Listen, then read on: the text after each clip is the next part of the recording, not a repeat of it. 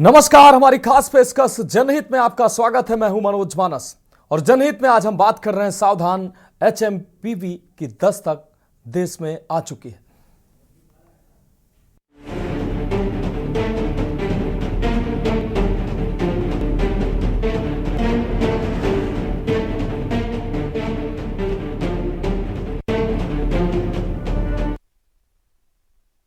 तो सावधान एचएमपीवी की दस्तक हो चुकी है देश में। चीन से शुरू हुए एचएमपीवी की एंट्री अब भारत में भी हो चुकी है। देश में अब 3 मामलों की पुष्टि भी हो चुकी है। इनमें से 2 केस कर्नाटक के बेंगलुरु में और 1 गुजरात के अहमदाबाद में सामने आया है।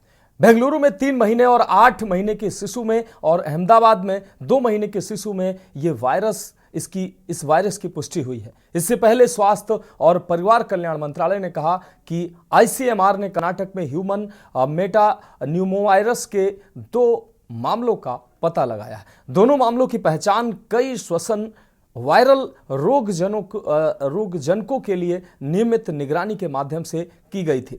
वायरस के बढ़ते मामलों के बीच देश में एक बार फिर कोरोना काल जैसी दहशत है। लोग सहमे हुए हैं। सभी अस्पतालों को फ्लू, सर्दी जुकाम के मरीजों पर नजर रखने के लिए कहा गया है। साथ ही अस्पतालों में दवाइयों का पर्याप्त स्टॉक रखने के भी निर्देश दिए गए हैं। अब सवाल यह है कि क्या देश में एक बार फिर लॉकडाउन जैसी स्थितियां होंगी, क्योंकि चीन में एचएमपीवी वायरस ने कोहराम मचा रखा है। दुनिया भर को दहला चुके कोविड-19 महामारी के बाद एचएमपीवी नाम के वायरस ने चीन में तहलका मचा दिया, जिसकी दस्तक अब भारत में हो चुकी है। इस वायरस के बेंगलुरु समेत गुजरात में कई मामले सामने आए हैं, जिसने देश में हड़कंप मचा दिया है। बेंगलुरु के बाद गुजरात के अहमदाबाद में भी ह्यूमन मेटा न्यूमो वायरस का एक मामला सामने आया। अहमदाबाद के चांदखेड़ा इलाके में 2 महीने के बच्चे में इस वायरस का संक्रमण पाया गया। नवजात का यहाँ के एक प्राइवेट हॉस्पिटल में इलाज चल रहा है। परिवार राजस्थान के डूंगरपुर से बच्चे का इलाज कराने के लिए अहमदाबाद पहुंचा था। बच्चे की स्थिति अभी स्टेबल है। बेंगलुरु के बैप्टिस्ट अस्पताल में एक 8 महीने के लड़के 3 महीने की लड़की को सांस लेने में दिक्कत पैदा करने वाले वायरस एचएमपीवी का पता चला। अधिकारियों ने बताया कि इन दोनों मरीजों या उनके परिजनों की कोई इंटरनेशनल ट्रेवल हिस्ट्री नहीं थी। चीन में वायरल इन्फेक्शन में वृद्धि की रिपोर्ट के बीच ये मामला सामने आया है, जो ह्यूमन मेटा न्यूमो वायरस से जुड़े हैं। हाँ, अभी जब ऐसे केसेस देखने को मिले हैं तो हम सबको सतर्कता बरतनी है। जिस हिसाब से गवर्नमेंट गाइडलाइन दे उसको फॉलो करना है। जो नॉलेज हमारे पास कोविड एरा का है उसको फिर से बिहेवियर में लाना है। जैसे हम उस टाइम पे भी जानते थे कि अगर हम बीमार है, कोल्ड कफ या सर्दी खांसी है तो बाहर नहीं जाएंगे, ज्यादा लोगों से नहीं मिलेंगे। अगर ज्यादा लोगों भीड़ भाड़ वाली जगह पे अगर जाना पड़े तो मास्क पहन के जाएंगे, हो सके तो उसको अवॉइड करना। जैसे सारे वायरस इन्फेक्शन उसी व्यक्ति को होते हैं जिसकी अपनी इम्यूनिटी कम हो। ऐसे जैसे हम देखेंगे कि छोटे बच्चे हो या बुजुर्ग हो या फिर कोई ऐसा व्यक्ति जिसको इम्यूनोसप्रेशन दवाई चल रही है, किडनी की बीमारी, कैंसर की बीमारी, अगर ऐसी कोई चीजें वाले व्यक्ति है तो उसको इन्फेक्शन हो सकता है। सबसे बड़ी बात है कि ये जो वायरस है चिंता करने वाला नहीं है, ज्यादा सीरियस नहीं है, बट एक हिसाब से जैसे केस मिलते हैं तो हमको डेफिनेटली सतर्कता रखनी है। वायरस श्वसन तंत्र को प्रभावित करता है। एचएमपीवी के बारे में पहली बार 2001 में पता चला था। एचएमपीवी बुजुर्गों और बच्चों को खास तौर पर प्रभावित करता है। बेंगलुरु में पाए गए दोनों मामलों में ब्रोंकोपमोनिया की मेडिकल हिस्ट्री थी, जो निमोनिया का एक रूप है। 3 महीने के बच्चे को पहले ही छुट्टी दे दी गई है, जबकि 8 महीने के बच्चा रविवार को वायरस से संक्रमित पाया गया और ठीक हो रहा है। भारत सरकार ने लोगों से नहीं घबराने की अपील करते हुए कहा कि एचएमपीवी कोई नया वायरस नहीं है। ये विश्व स्तर पर देश के भीतर पहले से ही मौजूद है। सर्दियों के मौसम में ये वायरस लोगों को ज्यादा प्रभावित करता है। Indian council of medical research देश भर में सांस संबंधी बीमारियों की मॉनिटरिंग कर रहा है। लेकिन बड़ा सवाल है, कहीं भारत एक बार फिर किसी बड़ी महामारी की चपेट में तो नहीं आने वाला। कोरोना काल से पूरी दुनिया सहमी हुई है। ऐसे में चीन से निकले एक नए वायरस की भारत में एंट्री ने खतरे की घंटी बजा दी है। स्पेशल डेस्क के न्यूज। तो एक बार फिर से दुनिया दहशत में है और हमारा देश यानी कि भारत में भी दहशत व्याप्त हो चुकी है, क्योंकि कोरोना काल को दुनिया ने देखा है और कोरोना काल में जो स्थितियां बनी है उससे दुनिया आज ऐसे ही वायरस का जैसे ही जिक्र होता है दुनिया सहम उठती है। और हमारे देश ने भी उस संक्रमण काल से हमारा देश भी बुरी तरीके से प्रभावित हुआ था, इसलिए हमारे देश में भी इस नए वायरस को लेकर अब चिंताएं जरूर की जा रही हैं। हालांकि जो स्वास्थ्य विभाग के द्वारा लगातार कहा जा रहा है कि चिंता करने वाली बात नहीं है, लेकिन हाँ, सावधानी जरूर बरतनी पड़ेगी, साफ सफाई रखनी पड़ेगी और जो जरूरी गाइडलाइंस हैं स्वास्थ्य विभाग, स्वास्थ्य महकमे, डॉक्टरों के द्वारा, विशेषज्ञों के द्वारा जो दिए जा रहे हैं, वो जरूरी गाइडलाइंस का पालन जरूर करना होगा, क्योंकि ये जो वायरस हैं वो निश्चित रूप से कहीं ना कहीं जानलेवा साबित हो सकते हैं। और इस महत्वपूर्ण और गंभीर विषय पर चर्चा के लिए हमारे साथ डॉक्टरों का एक विशेष डॉक्टरों का पैनल हमारे साथ जुड़ चुका है। Doctor Rajiv Kakkar ji, chest specialist, हमारे साथ जुड़ चुके हैं। डॉक्टर सूर्यकांत, विभागाध्यक्ष केजीएमयू, हमारे साथ कुछ ही देर में जुड़ेंगे। डॉक्टर शरद जोशी जी, फिजिशियन, हमारे साथ जुड़ चुके हैं। डॉक्टर असंक एरन जी हमारे साथ जुड़ चुके हैं, बाल रोग विशेषज्ञ हैं। आप सभी का चर्चा में बहुत स्वागत करते हुए पहला सवाल डॉक्टर राजीव कक्कड़ जी आपसे। सर, एक बार फिर से एचएमपीवी वायरस ने देशवासियों को दहशत में डाल दिया है। क्या है सर ये वायरस और इससे कितना खतरा हो सकता है, देशवासियों को कितना इससे बचने की जरूरत है और जो इससे एहतियात जो है बरतने की जरूरत है वो क्या है सर? सही बात है कि अभी तक 2 केसेस थे, अभी लेटेस्ट न्यूज है कि शायद 3 केसेस इंडिया में आ गए हैं। ये वायरस सेम उसी तरह रेस्पिरेटरी वायरस है, इन्फ्लुएंजा वायरस है, जैसे कि कोविड हुआ था।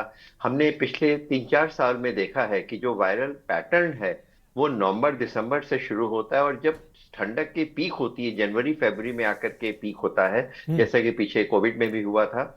इसके प्रोबेबली 4 वेरिएंट पाए गए हैं। सबसे पहले ये जो डिटेक्ट हुआ था वो 2021 में नीदरलैंड में डिटेक्ट हुआ था और फ्रांस में है, इंग्लैंड में इस समय काफी केसेस आ रहे हैं, काफी फ्लू के केसेस बहुत ज्यादा हो रहे हैं, हॉस्पिटल्स में काफी पेशेंट्स आ रहे हैं। इनकी इन्फेक्टिविटी तो ज्यादा है पर सीवियरिटी अभी तक नहीं मालूम पड़ी है। लेकिन क्योंकि पहले भी हम लोगों ने देखा था कि बहुत ज्यादा कोविड में वायरस के म्यूटेशन होता है और डेल्टा वेरिएंट है, अल्फा गामा सारे वेरिएंट है, उसी तरह इसमें भी वेरिएशन हो सकता है, म्यूटेशन हो सकता है। इसलिए अभी तो जो अभी तक की रिपोर्ट है वो ये कहती है कि अभी इसमें बहुत ज्यादा सीवियरिटी नहीं है, थकने की, बहुत ज्यादा परेशान होने की जरूरत नहीं है। ये एक आम इन्फ्लुएंजा वायरस है जो कि सांस के द्वारा एक मरीज से दूसरे मरीज में फैलता है, जैसे कि कोविड में देख रहे थे, खांसने से, सीखने से, छींकने से होता है। इस बार जनरली कोविड में कहा गया था कि बच्चों में नहीं होता है। इस बार जो केसेस आ रहे हैं वो बच्चों में ज्यादा केसेस आ रहे हैं। एक्सट्रीम ओल्ड एज में केसेस इसके चांसेस ज्यादा होते हैं। उन लोगों में जिसमें इम्यूनिटी कम है, जो कि प्रतिरोधक क्षमता कम है, जिनकी कोमॉर्बिड कंडीशन है, जिनको रीनल ट्रांसप्लांट है, किडनी ट्रांसप्लांट हो गया है, कैंसर के पेशेंट्स हैं, डायबिटिक पेशेंट हैं, ब्लड प्रेशर के पेशेंट हैं, विशेष करके जो सांस के पेशेंट हैं जिसमें लोकल इम्यूनिटी कम है, उसमें इस तरह के चांसेस काफी ज्यादा होते हैं। प्रेग्नेंट वुमेन को बहुत बचा के रखना है, क्योंकि बच्चों बुजुर्गों में हो रहा है, इसलिए इसमें इन्फेक्शन स्प्रेड होने के ज्यादा चांसेस होते हैं। क्योंकि जब बच्चा है तो उसको जो पेरेंट्स स्कूल में बच्चा जाता है, उसके बाद पेरेंट्स के कांटेक्ट में आता है और वो बच्चा पूरे घर में लोगों से मिलता है, जाता है, तो स्प्रेड होने के चांसेस बहुत ज्यादा होते हैं। क्योंकि इसके सिम्टम्स जो होते हैं वो बहुत कॉमन है, कफ कोल्ड के सिम्टम्स होते हैं जो कि नॉर्मल इन्फ्लुएंजा के होते हैं, फीवर के आते हैं, जैसे कि आम बुखार में होता है, इन्फ्लुएंजा में होता है, उसी तरह के सिम्टम्स होते हैं। तो इसको डिटेक्ट करना इज डिफिकल्ट कि ये यही वायरस है अनलेस अनटिल आप इसकी पूरी तरह जांच न करें। लेकिन इनके प्रोटोकॉल जो फॉलो करने की जरूरत है, जैसा कि कोविड में देखा गया था, खांसी तो मुंह पे खांसी आए तो मुंह पे कपड़ा रख लें, हाथ को अपने 1-1, 2-2 घंटे में धोते रहें, आईज को नहीं टच करें, नाक को नहीं टच करें अपनी उंगलियों से, और उस जगह पे पब्लिक प्लेस में अगर जा रहे हैं तो घर पर आने के बाद में अपने आप को सारे कपड़े चेंज करें, नहाएं, सर में वॉश करें अच्छे से, उसके बाद लोगों से कांटेक्ट में आए। स्पेशली अगर जो इम्यूनो कॉम्प्रोमाइज पेशेंट है, जिनको कोई इन्फेक्शन है, उनको ज्यादातर सावधानी रखने की जरूरत है। हाँ, निश्चित रूप से सर आप हमारे साथ जुड़े रहिए। हमारे साथ डॉक्टर शरद जोशी जी जुड़े हुए हैं। डॉक्टर शरद जोशी जी, चर्चा में आपका भी स्वागत है। डॉक्टर शरद जी, देश ने एक बार कोरोना जैसी महामारी देखी है और देश उन दिनों को जब याद करता है देश, तो सभी के सिहरन पैदा हो जाती है, क्योंकि उससे बुरी त्रासदी इस जनरेशन ने इससे पहले नहीं देखी थी। एक बार फिर से एचएमपीवी वायरस जो है लोगों को शरद जी डरा रहा है। लोगों को किस तरीके से एहतियात बरतने की जरूरत है, कितना खतरनाक ये वायरस है, क्योंकि जो कोरोना में जो लक्षण हुआ करते थे, गले में खराश, सिरदर्द, थकान, खांसी, बुखार, ठंड लगना, नाक बहना, वैसे ही कुछ जो लक्षण है इस वायरस के भी बताए जा रहे हैं। जी धन्यवाद। मैं जैसा कि मैं सीनियर चेस्ट स्पेशलिस्ट हूँ और कोरोना में हमने देखा कि सारे पेशेंट्स में निमोनिया की सीवियरिटी की वजह से पेशेंट आईसीयू जाते थे, वेंटिलेटर की जरूरत पड़ रही थी, बहुत हाई फ्लो ऑक्सीजन की जरूरत पड़ रही थी जी। तो कोई भी वायरल इन्फेक्शन जो है वो बहुत आसानी से रेस्पिरेटरी ट्रैक्ट को सबसे ज्यादा परेशान करता है। अब वो चाहे रेस्पिरेटरी इन्फेक्शन हो चाहे लोअर रेस्पिरेटरी में स्पेशली जब लंग्स इन्वॉल्व होने लगता है तो सारी समस्या और ज्यादा गंभीर हो जाती है, क्योंकि ये निमोनिया करते हैं और उसकी वजह से लंग्स अपना बेसिक काम जो ऑक्सीजन लेने का काम है वो नहीं कर पाते, ऑक्सीजन कम होने लगता है और धीरे धीरे पेशेंट मल्टी ऑर्गन फेलियर में बिना ऑक्सीजन की कमी की वजह से चला जाता है। पर जहां तक एचएमपीवी का सवाल है तो अभी तक की कंडीशन में जो ह्यूमन मेटान्यूमो वायरस है इसके कुछ केसेस हमने पहले भी देखे हैं। तो महीना 1.5 महीना पहले जब मौसम चेंज हुआ, सर्दी आने लगी, तो इन्फ्लुएंजा ए, इन्फ्लुएंजा बी और मेटान्यूमो वायरस, कई सारे इस तरह के वायरल इन्फेक्शन आने लगे थे। बट ये टिपिकली बहुत माइल्ड इन्फेक्शन होता है जो बहुत सीवियर स्टेज में नहीं जाता, बहुत सीवियर निमोनिया नहीं करता। रेयरली कोई पेशेंट्स होते हैं, लेस देन 1% पेशेंट्स होते हैं जिनको हॉस्पिटलाइजेशन की जरूरत पड़ती है और 0.01% पेशेंट्स हैं जिसमें वायरल मायोकार्डाइटिस की वजह से पेशेंट्स में हार्ट फेलियर होता है, लंग में कुछ फूड आने लगता है जिसकी वजह से ऑक्सीजन कम हो जाता है और पेशेंट को सीपैप, ऑक्सीजन और बाईपैप या वेंटिलेटर की जरूरत पड़ती है जी। बट अभी तक के जो भी केस एचएमपीवी के हमने कभी देखे हैं वो बहुत ही रूटीन वायरसेस है। अब जानना ये है कि जो इस समय एक वेव चाइना में आई है उसमें कितना म्यूटेशन है, वो सेम वायरस है या कोई और वायरस है, ये जानना जरूरी है। क्योंकि अगर म्यूटेशन हुआ है तो वो डेफिनेटली उसकी इन्फेक्टिविटी और उसकी सीवियरिटी और फेटेलिटी को अफेक्ट करेगा। तो ये माइक्रोबायोलॉजिस्ट के लिए और वायरोलॉजिस्ट के लिए रिसर्च का विषय है कि जो केसेस हमने देखे हैं अभी या जो भी 2-3 केसेस हमारे यहाँ रिपोर्ट हुए अपनी कंट्री में, वो केसेस कितने सीवियर थे और उनमें म्यूटेशन क्या था। कोई नॉर्मल एचएमपीवी वायरस डिफरेंट कोई नया म्यूटेशन तो नहीं आ गया। जैसे कि कोरोना में भी हमने देखा था, कोरोना एक नॉन वायरस है जो अपर रेस्पिरेटरी ट्रैक्ट पे रहता है, बट उस कोविड-19 वेरिएंट है वो सबसे ज्यादा खराब। तो इसी तरह से एचएमपीवी का भी कोई नया वेरिएंट तो नहीं आ गया, वो जानना बहुत जरूरी है। ठीक है सर हमारे साथ आप बने रहिए। हमारे साथ डॉक्टर असंक एरन जी जुड़े हुए हैं, बाल रोग विशेषज्ञ हैं। डॉक्टर असंक एरन जी, चर्चा में आप भी स्वागत है। सर, जिस तरीके से कोरोना महामारी में सबसे ज्यादा अगर प्रभावितों की अगर बात करें तो बच्चे और बुजुर्ग सबसे ज्यादा प्रभावित थे, और इस बार जब एचएमपीवी की हम बात कर रहे हैं तो इस वायरस से भी पीड़ित जो हैं, जो प्रभावित हैं, वो बच्चे और बुजुर्ग ज्यादा प्रभावित नजर आ रहे हैं। वो खास तौर पर प्रभावित हैं। कैसे इनसे बचना चाहिए बच्चों और बुजुर्गों को, क्योंकि खास तौर पर बच्चे और बुजुर्ग ही इन वायरसों के अटैक या इनके उसमें सबसे जद में सबसे पहले आते हैं। सर देखिए, पहले जो कोरोना वायरस हुआ था उस दौरान तो बच्चों को लकीली इसका इतना इफेक्ट नहीं आया था, ज्यादातर बुजुर्गों को और बाद में तो सभी को इसका इफेक्ट आया था। बच्चों में थोड़ा कम आया था, लेकिन ये एक्सपेक्टेड था कि बच्चों में आएगा, उस समय आया नहीं था। और ये जो पर्टिकुलर वायरस है इसमें ज्यादातर इफेक्ट बच्चों में आने की ज्यादा संभावना है, जैसे कि और देशों में भी हो रहा है। तो ये एक संभावना है। क्या होता है क्या नहीं होता है तो समय ही बताएगा। डॉक्टर शरद जोशी और कक्कड़ सर ने ऑलरेडी डिस्कस किया इसके बारे में, उन बातों को तो मैं रिपीट नहीं करता, उन्होंने बहुत अच्छी तरह बताई है ये चीजें। तो चाहे म्यूटेशन हुआ हो चाहे ना हुआ हो, जहां तक प्रोटेक्शन की बात है जो आपने पूछी है, तो प्रोटेक्शन में एक तो गवर्नमेंट के लेवल पे क्या होना चाहिए, तो मेरा सजेशन है, और हम लोग क्या कर सकते हैं, समाज क्या कर सकता है, वो दोनों अलग अलग चीजें हैं। कोरोना से सीख लेते हुए इस गवर्नमेंट को, क्योंकि ये बच्चों में ज्यादा फैल रहा है, तो हमें सबसे पहले तो अभी वैसे भी विंटर चल रहा है और इस समय स्कूल छुट्टियां हो, तो सबसे पहले तो हमें करना चाहिए कि जब तक इस पे क्लैरिटी डेवलप होती है अगले 10-15 दिन में, हमें इसकी ऑल ओवर इंडिया जो है, वैसे भी 10-15 दिन का विंटर ब्रेक होता है, वो विंटर ब्रेक को थोड़ा एक्सटेंड कर देना चाहिए जब तक एक क्लैरिटी डेवलप होती है कि ये सिर्फ इन्फेक्टिविटी वाला वायरस है या इसमें कुछ इसकी पोटेंसी भी है, ये बहुत ज्यादा सीवियर इन्फेक्शन भी कर रहा जी। है। अगर इसकी इन्फेक्शन की सीवियरिटी अगले 10-15 दिन में सामने आ जाएगी, तब तक हमें एक तो स्कूलों की छुट्टियां करनी चाहिए, प्लस हमें कोई भी ऐसे आयोजनों से बच्चों को दूर रखना चाहिए जो एक पब्लिक का आयोजन है, जिसमें कि बच्चे जाते हैं, उससे बच्चों को दूर रखना जी। चाहिए। और बच्चों को ज्यादा से ज्यादा लोगों को अपने 10-15 दिन घर में ही रखने की कोशिश करनी चाहिए। ये जो भी मैं चीजें बता रहा हूँ, दो जी। चीजें होती हैं, एक तो पैनिक और एक जो है सावधानी रखना। तो मैं इसको सावधानी रखने में ज्यादा इंक्लूड कर रहा हूँ, सिर्फ ये देखने के लिए कि अगले 10 दिन में ये किस तरफ जा रहा है, क्योंकि we are right now uncertain कि ये किस तरफ जाएगा। जी। हालांकि इसकी ज्यादा उम्मीद ये है क्योंकि मेटान्यूमो वायरस अब तक तो ऐसा बिहेव नहीं करता कभी जैसा चाइना से रिपोर्ट आ रही है, लेकिन क्योंकि कोरोना वायरस में हमारा एक्सपीरियंस बुरा रहा है और फिर ये अनफॉर्चुनेटली दोबारा से चाइना से ही वो खबरें आ रही हैं, तो थोड़ा हमें कॉशियस रहना ही पड़ेगा। जी। और अगर हम सरकार इस तरह करे तो ये एक अच्छा कदम होगा और बच्चों में फैलने से थोड़ा इससे बचेगा।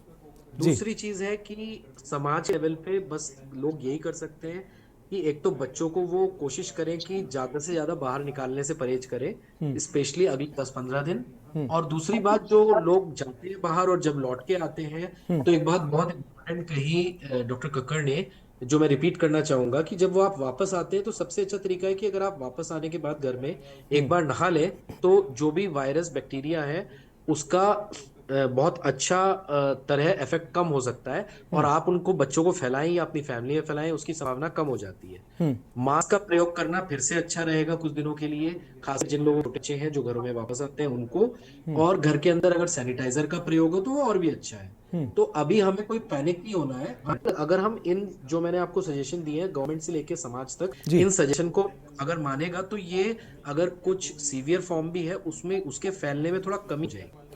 निश्चित रूप से एरन सर आप हमारे साथ जुड़ रही है। हमारे साथ डॉक्टर सूर्यकांत जी, विभागाध्यक्ष केजीएमयू से हमारे साथ जुड़ चुके हैं। डॉक्टर सूर्यकांत सर, आपका भी चर्चा में स्वागत है। डॉक्टर सूर्यकांत जी, दुनिया ने एक बार कोरोना महामारी को देखा है, पूरी दुनिया इससे प्रभावित हुई है, हमारा देश भी इससे प्रभावित हुआ है, और कहीं ना कहीं जब देशवासियों के मन में किसी भी चीनी वायरस का जिक्र आता है तो देशवासियों के मन में एक अजीब तरीके का भय व्याप्त हो जाता है। एक बार फिर से एचएमपीवी वायरस ने देश में दस्तक दी है। कितना ये वायरस खतरनाक है और देशवासियों को इससे कितना डरने की जरूरत है और जागरूकता किस तरीके से होनी चाहिए ताकि ये वायरस देश में प्रभावी रूप से फैल न पाए, और क्योंकि फ्रांस, इंग्लैंड, नीदरलैंड, इनमें पहले से ये वायरस मौजूद है, अब भारत में भी ये वायरस एंट्री कर चुका है। सर देखिए, बिल्कुल डरने की जरूरत नहीं है जी। मैं फिर रिपीट कर देता हूं, बिल्कुल डरने की जरूरत नहीं है, सिर्फ बचने की जरूरत है जी। मैं इसलिए कह रहा हूं क्योंकि हमारा इतना बड़ा कॉन्फिडेंस है कि पूरी दुनिया जब से त्राई थी तो हमने अपने नेतृत्व के बल पर, अपने के बल पर, हेल्थ केयर वर्कर्स पर, अपने सिक्योरिटी वालों पर, अपने मीडिया वालों के जो उन्होंने जागरूकता फैली उसके बल पर हमने बहुत अच्छा कंट्रोल किया। न सिर्फ कंट्रोल किया, इसकी ह्यूमन बेटानिमो वायरस की भी कोई वैक्सीन नहीं है, हमारे पास कोविड की भी वैक्सीन नहीं थी, और आप देखिए हमने वैक्सीन भी बनाई, एक नहीं बहुत सारी बनाई, और हमने बनाई नहीं, अपने लोगों को वैक्सीनेट किया, हमने दुनिया को वैक्सीन दी। तो हम अपनी क्षमता इस तरह की महामारी से लड़ने की साबित कर चुके हैं। इसलिए आपके दर्शकों को मैं बिल्कुल आश्वस्त कर रहा हूं कि एकदम पैनिक होने की जरूरत नहीं है, एकदम डरने की जरूरत नहीं है, हाँ बचाव करने की जरूरत है। और जैसा डॉक्टर कक्कड़ और बाकी लोगों ने बताया, कक्कड़ सर ने और बाकी लोगों ने, कि भाई बचाव के बड़े सिंपल तरीके हैं। मैं दोबारा देता हूं, हालांकि मेरे यूट्यूब चैनल पे पुराने टीवी इंटरव्यूज पे सब लिख के होंगे, बहुत सारे लोग होंगे, कोई भी आप देख लीजिए। लेकिन सबसे पहला काम, मिलिए तो मैं फिर कहता हूं, सबसे ज्यादा जो संक्रमण इधर से उधर होता है वो हाथ मिलाने से होता है।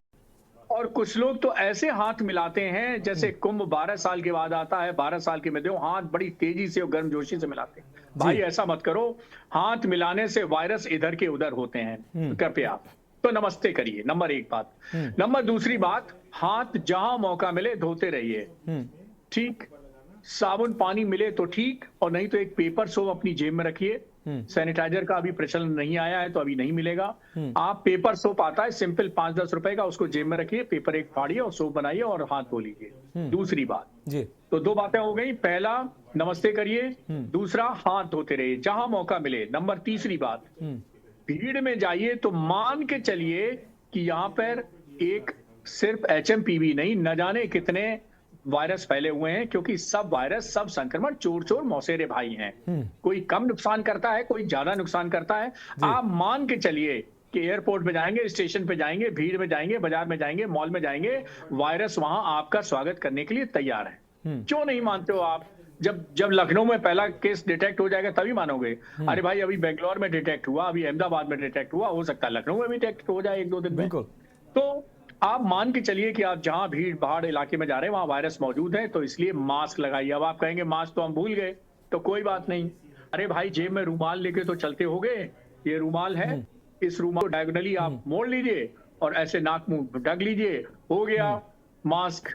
और लड़कियां अपना दुपट्टा है, दुपट्टा 4 परत बना लें, बांध लें, हो गया मास्क।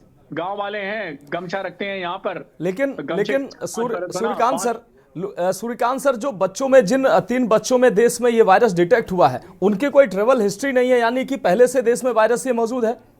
ये ICMR का दावा है कि कोई ट्रेवल हिस्ट्री नहीं है। फिर ये वायरस अगर है तो यानी कि ये पहले से है देश में। देखिए, वायरस कितना छोटा होता है जी, वायरस इतना छोटा होता है।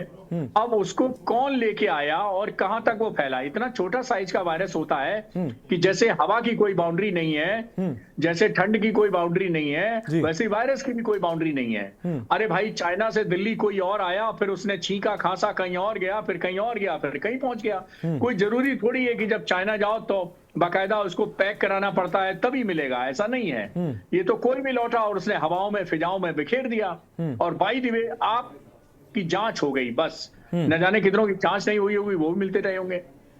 तो बचाव की जरूरत है, पैनिक की बिल्कुल जरूरत नहीं है। देखिए, ये वायरस है, हमारे नाक में कहीं भी अलीगढ़ का ताला नहीं लगा, तो भाई ये तो हम सांस लेंगे तो जाएगा। तो सांस को फिल्टर लगा लीजिए ना, मास्क लगा लीजिए ना, क्या दिक्कत है?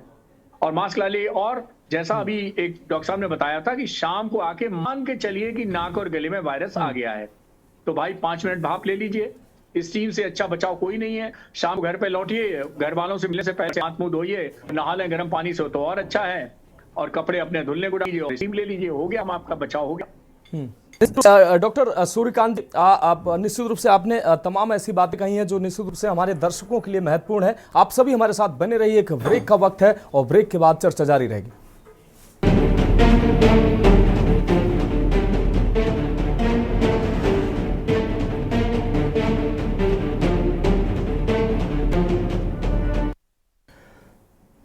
तो ब्रेक के बाद हमारी खास पेशकश में एक बार फिर से आपका स्वागत है। हम कर रहे हैं सावधान। HMPV की दस्तक देश में एक बार हो चुकी है, फिर से हो चुकी है। तो हम सीधे चर्चा पे आते हैं। हमारे साथ विशेषज्ञ डॉक्टरों का पैनल हमारे साथ जुड़ा हुआ है। सीधे डॉक्टर राजीव कक्कड़ आपके पास आते हैं। डॉक्टर राजीव कक्कड़ जी, इस वायरस की अगर प्रकृति की अगर बात करें तो इसकी प्रकृति कैसी है, और क्या ये वायरस जो है इसका टीका जो है वो देश में पहले से मौजूद है? और सबसे बड़ी बात यह है कि क्या हमें, अगर ये वायरस कितना खतरनाक है, और क्या हमें आने वाले दिन लॉकडाउन वाली स्थिति फिर देश में आएगी क्या इस वायरस से, या उस प्रकृति का ये वायरस नहीं है कि उन दिनों को हम याद करें? जैसा डॉक्टर सूर्यकांत ने बताया, बिल्कुल सही बताया कि डरने की बात बिल्कुल भी नहीं है। प्रकृति सारे वायरस की वही है। लंग को इन्वॉल्व करना 70 से 80% केसेस में केवल अपर एयरवेज इन्वॉल्व होती है, नीचे नहीं है। अगर निमोनिया हो भी गया है, और सैचुरेशन कभी हम लोगों को 70 केसेस में इस तरह का फैटल नहीं है। इन्फेक्टिविटी ज्यादा है, लेकिन अभी भी कोई भी केसेस ऐसे नहीं जो कि फैटल। डॉक्टर सूर्यकांत ने बहुत बताया कि कोविड चला गया, हम लोग पास वैक्सीन भी नहीं थी, और कितने कम समय में गवर्नमेंट कितनी सजग है, जिसने कि नहीं केवल अपने देश में बल्कि दूसरे देशों में भी इसीलिए पूरे तरह को सप्लाई करी, वैक्सीन सप्लाई करी, मेडिसिन सप्लाई करी, और बहुत कम समय में, क्या मास्क हो, चाहे वो आपके क्लॉथ हो, कुछ भी हो, सबका इंतजाम उन्होंने पूरी अच्छी तरह से कर दिया। और 80% केसेस जो कि मैनेज करे गए हैं वो गवर्नमेंट हॉस्पिटल में मैनेज करे गए हैं, वहां के डॉक्टर्स से मैनेज करे गए, और बहुत कोई डरने की बात नहीं है। कोई भी केसेस अभी कोई फैटल नहीं है। लेकिन हाँ, ये सजग रहने की चिंता की जरूर बात है कि आपको अगर कोई भी वायरस हो रहा है वो किस समय म्यूटेट होकर के फैटल हो जाए। जो स्पेशली जो इम्यूनो कम्प्रोमाइज है, जिनकी इम्यूनिटी प्रतिरोधक क्षमता कम है, बच्चे हैं, बुजुर्ग हैं, उसमें इस तरह की प्रॉब्लम होने की बहुत ज्यादा आशंका रहती है। इसलिए सजग होने की जरूरत है। जैसा डॉक्टर ने बताया कि हाथ धोकर जाना, जो कोविड के पहले के प्रोटोकॉल थे वो उस तरह को अगर हम फॉलो करेंगे तो स्प्रेड होने से बच जाएंगे। स्पेशली वो लोग जिनको जरा सा भी फ्लू के सिम्टम्स हैं, अगर वही मास्क लगा लें तो उन लोगों को स्प्रेड होने के लिए बच जाएंगे। कम से कम 10 और 20 लोग ऐसे हैं जो कि मास्क नहीं लगाए हैं, उनको स्प्रेड नहीं होगा, क्योंकि जो इन्फेक्टेड लोग हैं वही अगर अपने आप को प्रोटेक्ट कर लें वो बहुत ज्यादा जरूरी है। जहां तक सिम्टम्स की बात है, जैसा बताया, एक नॉर्मल फ्लू की तरह सिम्टम्स होते हैं, खांसी, जुकाम। बहुत कम केसेस में ऐसा होता है जिसमें ऑक्सीजन की जरूरत पड़ती हो। अगर उनको प्री एग्जिस्टिंग डिजीज है तो ज्यादा चांसेस हो जाते हैं, बदन में दर्द होता है। इसलिए फ्लू एक नॉर्मल फ्लू की तरह है जो कि चला जाएगा। जहां तक डिटेक्शन के लिए है, अभी कोई ऐसी कोई इसके लिए वैक्सीन वगैरह नहीं आई है, ना कोई डिटेक्शन का कोई प्रोटोकॉल है। हम लोग इन्फ्लुएंजा के लिए जो पीछे से स्वैब लेकर के टेस्ट करते हैं, बायोफायर करते हैं, उसमें हम लोग डिटेक्ट कर सकते हैं कि ये वायरल इन्फेक्शन है, कि इन्फ्लुएंजा ए वायरस है, इन्फ्लुएंजा बी वायरस है, इसको हम डिटेक्ट कर सकते हैं। लेकिन बहुत ज्यादा चीजों को बहुत ज्यादा जानने की जरूरत नहीं है। अगर हम लोग थोड़ा सा प्रिकॉशन लें तो इससे आपको आराम हो सकता है। हाँ, अगर आपको सांस लेने में दिक्कत हो रही है, ऑक्सीजन सैचुरेशन, तो आप जरूर हॉस्पिटल में जा करके अपने फिजिशियन से जा करके उनसे जा करके मिल लें, उसके लिए रोकथाम हो सकती है। ठीक है सर, आप हमारे साथ बने रहिए। डॉक्टर असंक एरन जी हमारे साथ है। असंक एरन जी, जिस तरीके से डॉक्टर राजीव कक्कड़ जी ने कहा कि बहुत ज़्यादा डरने की ज़रूरत नहीं है, लगभग सभी वायरसों की जो प्रकृति होती है लगभग एक जैसी होती है, लेकिन आईसीएमआर का जो दावा है कि वो मॉनिटरिंग लगातार कर रहा है, श्वास संबंधी बीमारियों की जो भी समस्याएं लोगों में उसकी मॉनिटरिंग कर रहा है, क्योंकि महामारी की चपेट में आने वाले सबसे ज़्यादा पीड़ित श्वास से संबंधित लोग होते हैं। सर्दी, जुकाम, बुखार के जो पीड़ित होते हैं, इनमें ये सबसे जल्दी इसकी चपेट में आते हैं। लोगों के लिए प्रिकॉशन की बात डॉक्टर साहब ने भी बताई, वो तो ठीक है, लेकिन सर अगर मेडिकल, हमने वैक्सीन की बात की, मेडिकल के लिए, स्वास्थ्य विभाग के लिए सबसे बड़ी चुनौती ये होगी, क्योंकि वैक्सीन अभी तक इसकी है या नहीं है, अभी तक वायरस की प्रकृति की जानकारी नहीं है कि किस प्रकृति का वायरस है। तो अभी लोगों में अभी किसी तरीके के भय व्यापने की बात कही जा रही है। लोगों को बहुत ज़्यादा सीरियस लेने की ज़रूरत नहीं है इस वायरस को, जिस तरीके से तमाम पैनिक अभी क्रिएट हो रहा है कि एक नया वायरस फिर से आ गया। क्या लोगों को इतना डरने की ज़रूरत है? क्योंकि अभी डॉक्टर ही नहीं समझ पाए हैं कि आखिर ये किस प्रकृति का वायरस है, इसका टीका पहले से है या बनाया जाएगा। सर जी देखिए, ये मेटान्यूमो वायरस है, ये वायरस कोई नया नहीं है। ये वायरस के बारे में सबको जानकारी है। जो जैसे अभी बताया था, हमारे जो फिजिशियन है उन्होंने बताया था, शरद जोशी सर ने, कि ये वायरस में म्यूटेशन हुआ है नहीं हुआ है वो देखना है हमको। इसका कोई वैक्सीन नहीं बना हुआ है पहले से, लेकिन वही वाली बात है कि हमें अभी ऑब्जर्व करना है अगले 10-15 दिन में कि जिस तरह का म्यूटेटेड वायरस चाइना में फैल रहा है और वो बहुत ज्यादा वहां पे दिक्कतें कर रहा है क्योंकि उसकी इन्फेक्टिविटी ज्यादा है, क्या ये उसी तरह का वायरस है इंडिया में आया है, और इंडिया में आने के बाद क्या ये उसी तरह से बिहेव करता है जैसा इसने चाइना में किया है? क्योंकि हुआ तो ये और भी कंट्रीज में है, वहां पे तो उसने उस तरह से बिहेव नहीं किया। तो इसके लिए हमें 10-15 दिन का वक्त लगेगा। और जैसा डॉक्टर कक्कड़ बोल रहे हैं कि दोनों चीजों में फर्क है, और प्रोफेसर सूर्यकांत ने भी बोला है, पैनिक और सावधानी दोनों अलग अलग चीजें हैं। पैनिक तो हमें बिल्कुल भी नहीं करना है, पैनिक की कोई स्थिति नहीं है, लेकिन सावधानी तो हमेशा हमें पहले भी रखनी थी और अभी भी रखनी है।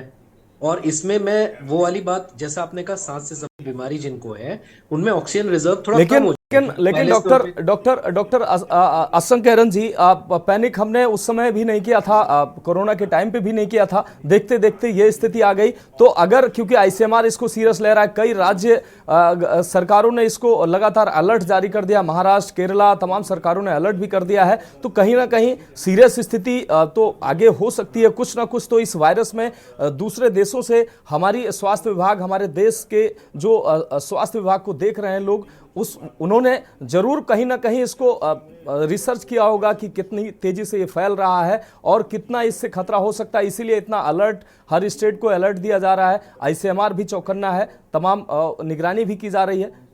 सर सही कह रहे हैं आप, हमें बिल्कुल अलर्ट रहना है। उसका मतलब सावधानी से ही है। और मैंने जो एक सजेशन आपको दिया है कि जब तक हम अलर्ट हैं और अगले 10-15 दिन में जब तक इसका करेक्टर हमें पता चलता है, तब तक जो हमें सावधानी की चीजें हम कर सकते हैं कि ऑलरेडी स्कूलों की छुट्टियां होती हैं, हम 10-15 दिन उन स्कूलों की छुट्टियों को 5-6 दिन एक्सटेंड कर सकते हैं जब तक इसका करेक्टर होता है, जब तक इसका इवेल्युएशन होता है। दूसरी चीज, बच्चों को जो सावधानियां सबने बताई हैं वही सावधानियां हमें बतानी है। गवर्नमेंट को तो हमेशा अलर्ट रहना ही पड़ेगा।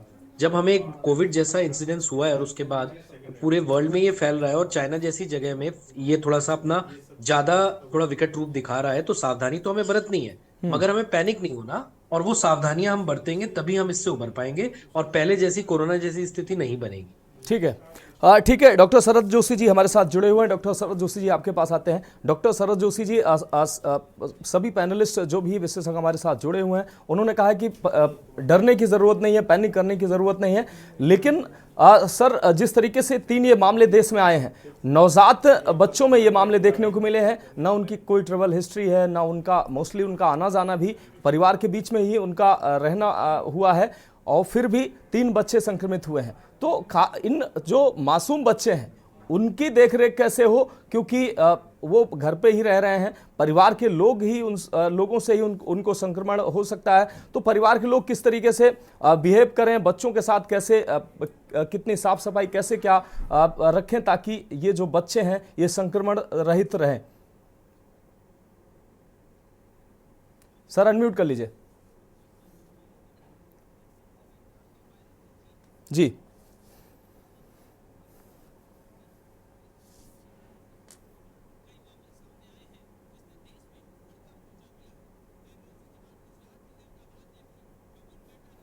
जी जी सर। आशा करता हूँ मेरी आवाज सुनाई दे रही जी है। जी बिल्कुल सर। जी, तो मैंने पहले भी बताया था कि दिवाली के बाद भी जब मौसम बदला है, पॉल्यूशन बदला, ठंड बढ़ने लगी, तो हमारे पास HMPV के पेशेंट्स रहे हैं। Human Meta Numa virus common virus है। इससे वंस इन ए वाइल आपके पास सीरियस पेशेंट्स आते हैं जिनको अनयूजुअली थोड़े सीवियर सिम्टम्स होते हैं, हॉस्पिटल में आने की जरूरत पड़ती है। और 0.01% पेशेंट्स होते हैं जिनमें मायोकार्डाइटिस या न्यूमोनाइटिस सीवियर होने की वजह से उनको हॉस्पिटल में या आईसीयू में आना पड़ता है। अब जो ये बच्चे हैं, ऑब्वियसली इनका कोई ट्रैवल हिस्ट्री नहीं है, इनके फैमिली में कोई ट्रैवल हिस्ट्री नहीं है, तो ये कम्युनिटी में जो एक कॉमनली प्रेजेंट मेटान्यूमो वायरस है उसका इन्फेक्शन है, उसमें पैनिक करने की कतई कोई जरूरत नहीं। 90% से ऊपर केसेस जो इसके होते हैं, ये कॉमन HMPV के, वो सीवियर नहीं होते, वो घर पे रिकवर हो जाते हैं। सिर्फ सपोर्टिव केयर की जरूरत होती है, कुछ प्रिकॉशंस की जरूरत होती है, और सपोर्टिव केयर के साथ एक सेल्फ लिमिटिंग इलनेस है, क्योंकि most of the viral diseases में आपकी बॉडी इम्यूनिटी 4 से 5 दिन में उस वायरस के अगेंस्ट एंटीबॉडीज क्रिएट कर लेती है और वायरस का खात्मा कर देती है, आप रिकवर कर जाते हैं। और यही सेम चीज बच्चों में भी होती है। तो बच्चों को इन 5-6 दिनों में स्पेशली आपको एक्स्ट्रा केयर देने की जरूरत है और सपोर्टिव केयर देने की जरूरत है जी। तो इस तरह के पेशेंट्स में, चाहे वो बच्चे हों, चाहे वो यंग हो या एडल्ट्स हो, और old patients with multiple comorbidities हो, आपको एक्स्ट्रा केयर करने की जरूरत है और सपोर्टिव केयर देने की जरूरत है। जो सीवियर मोस्ट केसेस होते हैं, जो लेस देन 0.1% है, ऑब्वियसली उनमें as per protocol supportive care के साथ में आईसीयू इंटेंसिव केयर की जरूरत होगी। ठीक है। प्रिकॉशन वाइज ये कॉमनली अवेलेबल वायरस है। जिन भी पेशेंट्स पे की फैमिली मेंबर्स को अगर कोई भी वायरल इलनेस वाले सिम्टम्स हैं, मैलेस है, हल्का बुखार है, खांसी है, गले में दर्द है, वो लोग अपने आप को बच्चों से अलग कर लें, आइसोलेट कर लें, मास्क पहने ताकि क्रॉस कंटेमिनेशन ना हो। ये सबसे इंपॉर्टेंट है। जैसा सूर्यकांत सर ने या डॉक्टर कक्कड़ साहब ने पहले भी मेंशन किया कि अब प्रिकॉशंस लेने का समय आ गया है, सतर्क रहने का समय आ गया। अगर इस वायरस में कोई म्यूटेशंस हुए, अगर इस वायरस की कोई सीवियर फॉर्म बन गई जो बहुत कंटेजियस है, बहुत रैपिडली स्प्रेड कर रही है, या बहुत सीवियर केसेस कर रही है, तो ये डेंजरस हो सकता है, बिल्कुल वैसे ही जैसे कोविड से। तो ऑब्वियसली जो सूर्यकांत सर ने कहा कि हमें कोविड से शिक्षा लेकर आगे बढ़ना है, तो हमने जिस तरह से उस प्रॉब्लम को डील किया था, क्योंकि HMPV के लिए भी अभी तक कोई वैक्सीन है नहीं, बट हमने कोविड-19 के लिए भी वैक्सीन डेवलप की थी, उसके लिए भी हमने प्रोटोकॉल्स फॉलो किए थे। उसमें भी हम हाथ, नाक और मुंह को कवर करके रहते थे, हाथों को बार बार वॉश करते थे। इन्फेक्टेड पेशेंट्स को डेफिनेटली अलग रहना चाहिए घर से। ऑब्वियसली बच्चों को हैंडल नहीं करना चाहिए, जिन भी लोगों को इस तरह के संक्रमण की कोई लक्षण है वो डेफिनेटली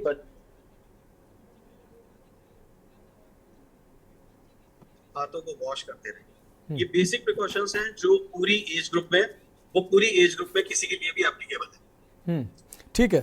ठीक है डॉक्टर सरत जोशी जी, आप हमारे साथ बने रहिए। डॉक्टर सूर्यकांत सर, आपके पास एक बार फिर से आना चाहेंगे।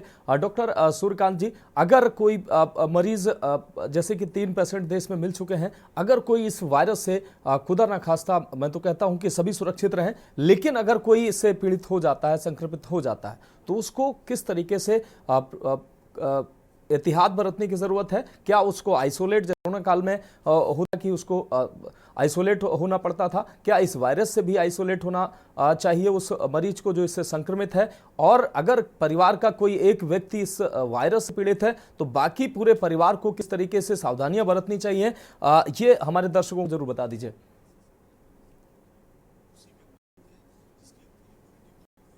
जो संक्रमित हो जाएगा, नेचुरल सी बात, हमें संक्रमण को रोकना है। हम जब खांसते हैं, छींकते हैं, यानी कोई भी रोगी जो संक्रमित हो गया है, जब वो खांसेगा, छींकेगा या किसी चीज को छुएगा और उसके बाद हम छुएंगे या उससे हाथ मिलाएंगे या उससे हम पास के जाके बातचीत करेंगे, तो नेचुरल सी बात है वो संक्रमण दूसरों को फैलेगा। तो हमें ये कहना कि एकदम उसको कमरे में बंद कर देंगे, इतना आइसोलेट कर देंगे, इसकी कोई जरूरत नहीं है। लेकिन कैसे कैसे संक्रमण फैलता है वो सब प्रिकॉशन हमें लेनी पड़ेगी। उदाहरण के तौर पर हमें उसको मास्क लगाना होगा, हमें उसको हाथ धुलने के लिए कहना होगा। छोटा बच्चा है तो नेचुरली किसी न किसी को केयर करनी पड़ेगी, तो हाथ में हम ग्लव्स पहन लेंगे। हम जो है वो जो कपड़े पहन के हमने धोया है, नहलवाया है या वो किया है, केयर की है, मान लीजिए बुखार गया तो पैरासिटामोल की दवा दी है या और कोई सर्दी जुकाम की डॉक्टर के सलाह से दवा ली है, तो अगर हम उसके संपर्क में गए हैं तो नेचुरल सी बात है हमें अपने जो वो कपड़े हैं वो धुलने होंगे, हमें अपने गर्म से नहाना होगा। तो ये इतने जो काम है ये देखना है हमें। आइसोलेशन का मतलब ये नहीं है कि उसको हम बिल्कुल बच्चे को अकेला कैसे छोड़ देंगे। सब ज्यादातर केसेस तो इसमें बच्चों के आ रहे हैं, तो बच्चे को हम बाहर थोड़ी कर देंगे, कहीं आइसोलेट थोड़ी कर देंगे, बच्चे को घर में ही रखेंगे। लेकिन उस कमरे में जाएगा, उसकी जो केयर करेगा, उसको जैसा मैंने कहा कि उसको बचाव के सभी तरीके अपनाने पड़ेंगे। एक बात। दूसरी बात यह है कि डॉक्टर से सलाह लेनी पड़ेगी। ये नहीं कि व्हाट्सएप यूनिवर्सिटी से हमने कुछ सलाह ले ली, वो हमने कर दी, तो ये बिल्कुल मत करें। व्हाट्सएप यूनिवर्सिटी में तो कल से आ जाएगा कि लॉकडाउन लगेगा, ये करो वो करो, ऐसा कुछ होने वाला नहीं है। सर, इसीलिए ये जानकारी जरूरी है, क्योंकि लोगों में ये व्हाट्सएप यूनिवर्सिटी है वो पैनिक क्रिएट करा देती है और लोग अपने आप से इलाज करना शुरू कर देते हैं। नहीं, कुछ दिनों के लिए व्हाट्सएप बंद कर दें, कृपया मत करें। आप चिकित्सकों की सुने, डॉक्टर की सलाह सुने और किसी की सलाह ना करें, निश्चित रूप से। तो इसलिए, और दूसरा, देश बदल गया है 5 साल में मेरे भाई, देश बदल गया है। जिस देश में एक इंस्टीट्यूट ऑफ वायरोलॉजी हुआ करता था, national institute of virology Pune, उसमें न जाने कितने 14 से ज्यादा वायरल इंस्टीट्यूट बन चुके हैं। अभी आईसीएमआर इसकी प्रकृति भी जानेगा, प्रवृत्ति भी जानेगा इस वायरस की, जब कल्चर होगा, इसका जीनोमिक सीक्वेंसेस होगी, इन सब हमारे पास फैसिलिटी है, ये सब हाई स्टैंडर्ड की, ये सब इसकी प्रकृति और प्रवृत्ति जानी जाएगी कि कितना संक्रामक है, कितना लीथल है, किससे मिलता जुलता है। और दूसरा, हमारे पास मास्क है, हमारे पास N95, हम सेकेंड लार्जेस्ट प्रोड्यूसर है N95 मास्क के, हमारे पास वेंटिलेटर बनने लगे हैं, सब कुछ तो बनने लगा है, किसी चीज की कमी नहीं है। तो इसलिए बिल्कुल घबराने की जरूरत नहीं। ठीक है राजीव कक्कड़ जी, एक बार फिर से हम आपके पास आएंगे। जिस तरीके से सर कोरोना काल में देश ने ऐसी स्थिति देखी कि दोबारा से ईश्वर न करे वो स्थिति किसी भी देश को, किसी भी समाज को वो स्थिति देखना पड़े, हमने कितना सीखा है। और इस, जैसा कि डॉक्टर सूर्यकांत जी ने कहा कि अब हमारा देश बदल चुका है, हमारी मेडिकल जो सुविधाएं हैं वो अब वर्ल्ड क्लास की हैं, तो हम अब इन वायरसों से लड़ने के लिए पूरी तरीके से तैयार है, हमारी स्वास्थ्य व्यवस्था पूरी तरीके से तैयार है और हमारी जो स्वास्थ्य सेवाओं की उपलब्धता है वो पर्याप्त है इस तरीके के इन वायरसों से लड़ने के लिए, क्योंकि चाइना जैसा देश इस वायरस से युद्ध स्तर पर लड़ रहा है। सर, बिल्कुल सही बात है कि पहले तो सबसे बड़ी चीज है कि हमारी इम्यूनिटी, हमारी प्रतिरोधक क्षमता को हम लोग जो पिछले 3 या 4 साल से देख चुके हैं, कोई भी इन्फेक्शन होता है वो 2 चीजों पे डिपेंड करता है। इन्फेक्शन कितना सीवियर है जी। कितने बार आप एक्सपोज हो रहे हैं, और आपकी इम्यूनिटी यानी कि जो आपकी डिफेंस सिस्टम है, प्रतिरोधक क्षमता है, वो कितनी आपकी मजबूत है। जैसा डॉक्टर साहब ने बताया, हमारे सारे कुलीग ने बताया कि हमें अपने आप को प्रोटेक्ट करना है, साथ में जिस तरह से प्रिकॉशंस होने हैं उनको लेना है, लेकिन सबसे महत्वपूर्ण चीज ये है आपकी अपनी प्रतिरोधक क्षमता, आपकी लाइफ स्टाइल, क्या खा रहे हैं, किस तरह आप रह रहे हैं, कितना एक्सरसाइज कर रहे हैं, कितना आप वो चीजें जो इन्फ्लेमेटरी डाइट्स होती हैं, जैसे कहते हैं जो जिसमें प्रतिरोधक क्षमता आपकी खराब होती है, फास्ट फूड है, उनका क्या सेवन करते हैं, आप कितने घंटे सो रहे हैं। एक एडल्ट को 7 से 8 घंटे की रात की नींद की जरूरत है। जो बच्चा है, जो छोटा बच्चा है, वो 8 से 10 घंटे या 12 घंटे सोता है, तो उसकी नींद को आप डिस्टर्ब मत करिए, आप रात की नींद लीजिए। नींद एक ऐसी चीज है जो ऐसा नहीं कि 4 घंटे रात को और 2 घंटे दिन में सोए, एक ब्लॉक सी में एक रात को सोना चाहिए। उसके अलावा आपको कम से कम 1 घंटा अपने ऊपर देना चाहिए जो आप प्रॉपर एक्सरसाइज करें, उस तरह की फास्ट फूड का सेवन ना करें। हम लोग जब भी फास्ट फूड की बात करते हैं, ज्यादातर हम लोग वेस्टर्न फास्ट फूड की बात करते हैं, लेकिन इंडियन फास्ट फूड होते हैं, जो समोसा है, इमरती है, जलेबी है, नमकीन है, वो भी हमारे लिए हानिकारक है, तो उसके ऊपर भी ध्यान रखने की जरूरत है। अगर आप डायबिटिक हैं तो आपको बहुत जरूरी है कि अपनी ब्लड शुगर को कंट्रोल रखें। अगर आपको जो बीमारियां हैं उनका सेवन जो हो रहा है उनको करें। अल्कोहल से दूर रहने की जरूरत है। अगर बहुत पार्टीज में, क्योंकि अब ये न्यू ईयर वाला समय है, जो इस समय ये एंजॉयमेंट हो रहा है, पूरा 1 महीने तक आपके कोई ना कोई फेस्टिवल्स होते रहते हैं, तो पार्टीज में अगर अवॉइड करें तो बहुत बंद कमरे में बैठ करके स्मोक हो रहा है, वेंटिलेशन प्रॉपर नहीं है, इनको हम लोग को अवॉइड करने की जरूरत होती है। और जिन लोगों की प्रतिरोधक क्षमता कम है, जिनको डिजीज है, उनको इन चीजों का विशेष प्रिकॉशन रखना चाहिए। बाकी सारी चीजें प्रोटोकॉल जो है, हम लोग को डिस्टेंस मेंटेन करना चाहिए। अगर बाहर किसी पब्लिक प्लेस में जा रहे हैं तो आकर के किस तरह अपने आप को औरों से दूर रखना है, कपड़े को चेंज करना है, नहाना है। अगर बहुत ज्यादा आप हेल्थ वर्कर हैं, हॉस्पिटल जा रहे हैं, तो रोज घर में आने के बाद आपको शैम्पू रख करके बालों को साफ रखना है। जो आपका मोबाइल है वो सबसे ज्यादा इन्फेक्टेड होता है। अपने जो स्टेथो वगैरह, जो इस तरह की चीजें हैं, वो आपके बेडरूम में, ये बेड पे नहीं होनी चाहिए। मोबाइल को भी प्रॉपरली आपको इंफ्रारेड के छोटे छोटे आजकल कंटेनर्स आ गए, उसमें रख करके उसको स्टरलाइज करने की जरूरत है। अपने हाथ को नाक के मुंह में नहीं ले जाना। कुछ छोटी छोटी प्रिकॉशंस हैं, उनको बच के रखें। अगर आपको खुद इन्फेक्शन है तो अपने आप को प्रोटेक्ट कर लें, जो आप औरों को इन्फेक्ट ना करें। जी ठीक है सर, आप हमारे साथ जुड़े रहिए। डॉक्टर एरन सर हमारे साथ जुड़े हुए हैं। डॉक्टर एरन सर, ये सवाल अपने दर्शकों की तरफ से मैं पूछ रहा हूँ। सर्दी का समय है सर, सामान्य रूप से सर्दी जुकाम और सांस संबंधी तमाम चीज़ें ये सर्दी का समय लोगों में हो जाती हैं, और लोगों में चूंकि अब ये अभी व्हाट्सएप यूनिवर्सिटी की हम बात कर रहे थे, तमाम लोग आज तकनीकी से जुड़े हुए हैं। अभी जानकारियाँ होने लगी कि ये नया वायरस देश में आ गया है। अब सांस और सर्दी जुकाम से जो भी पीड़ित मरीज होंगे वो इसका इलाज तुरंत व्हाट्सएप और गूगल पे ढूंढने लगेंगे। तो ऐसे लोगों को कैसे इनको बचना चाहिए? अगर सर्दी जुकाम सामान्य रूप से हो गया है तो उसका सामान्य तौर पर ही इलाज करें, घबराने की जरूरत नहीं है। क्या उनको करना चाहिए? और अगर ऐसी कोई स्थिति है तो उनको कहाँ जाना चाहिए? अस्पताल, किस स्तर के अस्पताल जाना चाहिए ताकि उनकी शंका का समाधान हो सके और वो गलत फहमी और गलत इलाज से बच सकें? देखिए, किसी चीज से बचने का सबसे अच्छा तरीका है कि उस चीज को कुछ समय के लिए आप अपने से दूर कर दें। जी। तो अगर आप व्हाट्सएप बार बार आपको कंफ्यूज करता है तो व्हाट्सएप के उन मैसेजेस से दूर रहें जिनमें इस तरह के मैसेज आते हैं। व्हाट्सएप ऐसी जगह नहीं है जो आपका इलाज करेगा। जी। आपका इलाज एक रजिस्टर्ड मेडिकल प्रैक्टिशनर करता है। तो जो डिग्री धारक डॉक्टर हैं, जो नॉर्मल एलोपैथिक डॉक्टर हैं, जिनके पास आप हमेशा जाते हैं, आप वहां जाइए। हाँ, आप इतनी सावधानी जरूर कर सकते हैं कि क्योंकि आप ये सब अलर्ट सुन रहे हैं, अगर आपके दिमाग में कोई चिंता है, दिल में कोई चिंता है, या आपको उस पर्टिकुलर सर्दी खांसी जुकाम में थोड़ा डिस्कम्फर्ट ज्यादा हो रहा है, तो आप जरूर एक रजिस्टर्ड मेडिकल प्रैक्टिशनर के पास जाएं, एक फिजिशियन के पास जाएं, एक पीडियाट्रिशियन के पास जाएं और उनकी सलाह लें। वहां पे वो आपके सारे पैरामीटर्स चेक भी कर लेंगे और उसके बाद जो भी उसके लिए उपयुक्त होगा आपको सलाह दे देंगे।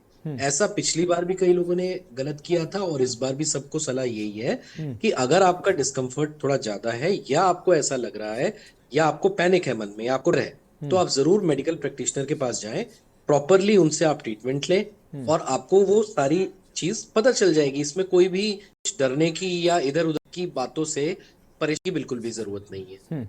ठीक है सर। जी ये भी चाहते हैं तो मास्क जरूर पहने, सैनिटाइजर जरूर यूज करें और जो कॉमन गाइडलाइंस कोविड में दी गई थी उनका जरूर पालन करें। ठीक है सर, एक बार फिर से डॉक्टर सरत जोशी आपके पास आएंगे। डॉक्टर साहब, सेम सवाल आपसे।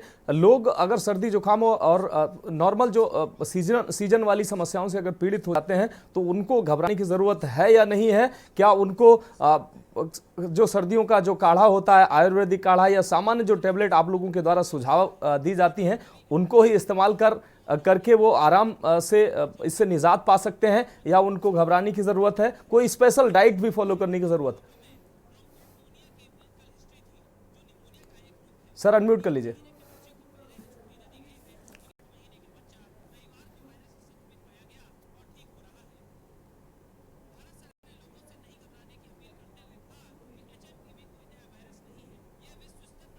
सर जी जी।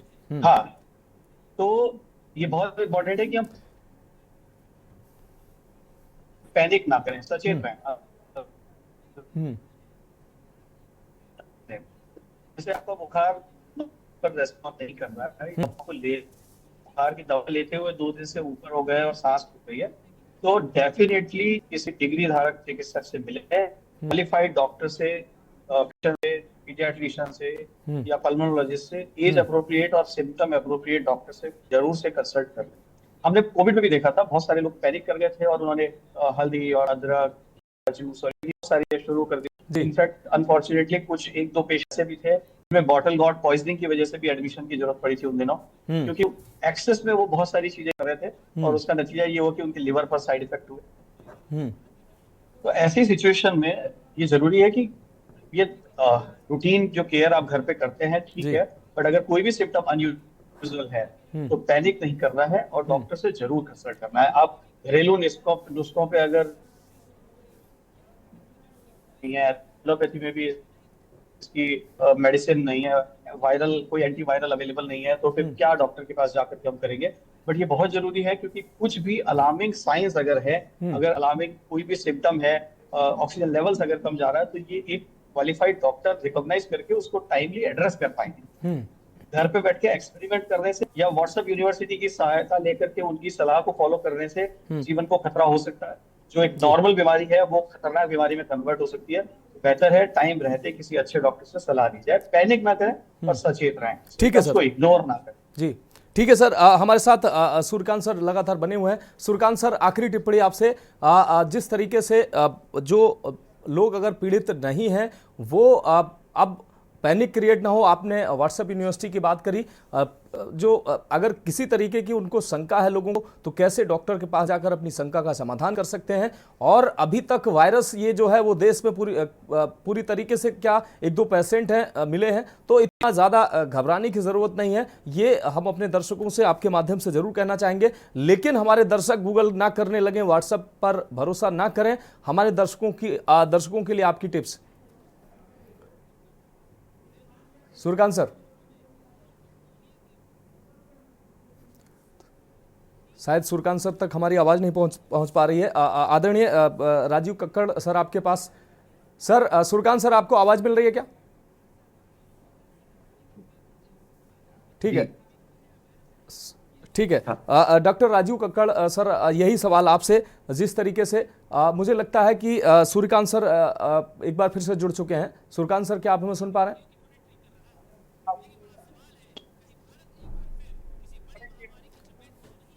ठीक है राजीव सर, सेम सवाल यही आपसे। जिस तरीके से व्हाट्सएप यूनिवर्सिटी की बात की जा रही थी, लोगों में पैनिक ना हो और कंक्लूजन जो है इस चर्चा का निकलना चाहिए, हमारे दर्शकों को एक मैसेज जाना चाहिए, वो आपके माध्यम से क्या होगा कि ये वायरस जो है लोगों के लिए खतरनाक जरूर है, लेकिन लोगों में दहशत नहीं होनी चाहिए। आराम से वो सामान्य रूप से अपना जीवन जी सकते हैं और अगर किसी तरह की कोई समस्या है तो विशेषज्ञ डॉक्टर से सलाह लेकर अपने को सुरक्षित रख सकते हैं। सर जी, बिल्कुल सही आपने कहा। गूगल के जो कोविड आया था तो सबसे ज्यादा जो प्रॉब्लम, जो लंग की प्रॉब्लम थी, जो बॉडी में इन्फेक्शन की प्रॉब्लम थी, उससे कहीं गुना ज्यादा प्रॉब्लम जो साइकोलॉजिकल प्रॉब्लम, लोगों का डिप्रेशन, लोगों का डर, वो था। हर घंटे हर समय लोग 10-10, 11-11 घंटे टीवी के सामने बैठ के न्यूज देखते थे, चाइना और लंदन और यूएसए की न्यूज देखते थे, कितनी डेथ हो रही है कि जी। वहां पे जगह नहीं मिल रही है, और उनसे वो चीजें करने लग जाते हैं। उन चीजों का उपयोग हमने काफी लोग ऐसे भी देखे जो अपने घर में कह रहे थे हमें किसी तरह वेंटिलेटर मिल जाए, हम घर में खरीद लें, हम जाकर के ये मशीनें ले लें, घर में ले लें, ऑक्सीजन के सिलेंडर लोगों ने स्टोर कर दिए थे। उन चीजों से बचने की जरूरत है। जैसा डॉक्टर सूर्यकांत ने बहुत ही खूबसूरती से बताया कि जो व्हाट्सएप यूनिवर्सिटी है या जो गूगल अंकल हैं, उनको अगर हम लोग अवॉइड कर दें और बहुत ज्यादा न्यूज ना देखें, जो नेगेटिव न्यूज है, जो नेगेटिविटी जो लोग फैलाते हैं, उनसे अगर दूर रहे, तो ये सबसे बड़ी चीज है। क्योंकि जितनी नेगेटिविटी होती है उतनी हमारी प्रतिरोधक क्षमता दूर होती कमजोर होती है, हमारी स्लीप डिस्टर्ब होती है, और इनफैक्ट इन सारी चीजों से हम लोग प्रोन हो जाते हैं किसी भी इन्फेक्शन को कैच करने के लिए। तो ये सारी चीजों को बहुत ज्यादा अवॉइड करने की जरूरत है। केवल पॉजिटिव सोचें, पॉजिटिव खाएं, अपने आप के हेल्थ के ऊपर कंसंट्रेट करें, लोगों में इन्फेक्शन स्प्रेड करने से बचें, और इस वायरस से क्या किसी भी इन्फेक्शन से डरने की कोई जरूरत नहीं है। गवर्नमेंट है, डॉक्टर्स हैं, सारी पैरामीटर्स जितनी भी चीजें हैं वो हम लोग की सक्षम है, पूरी गवर्नमेंट बॉडीज पूरी अच्छे से तैयार है, हॉस्पिटल्स प्रिपेयर्ड हैं, जबकि ऐसी कोई बात नहीं है। केवल एक या दो न्यूज से हम लोग को डरने की जरूरत नहीं, सावधानी रखने की जरूरत है, लेकिन किसी भी इन्फेक्शन से डरने की जरूरत बिल्कुल भी नहीं।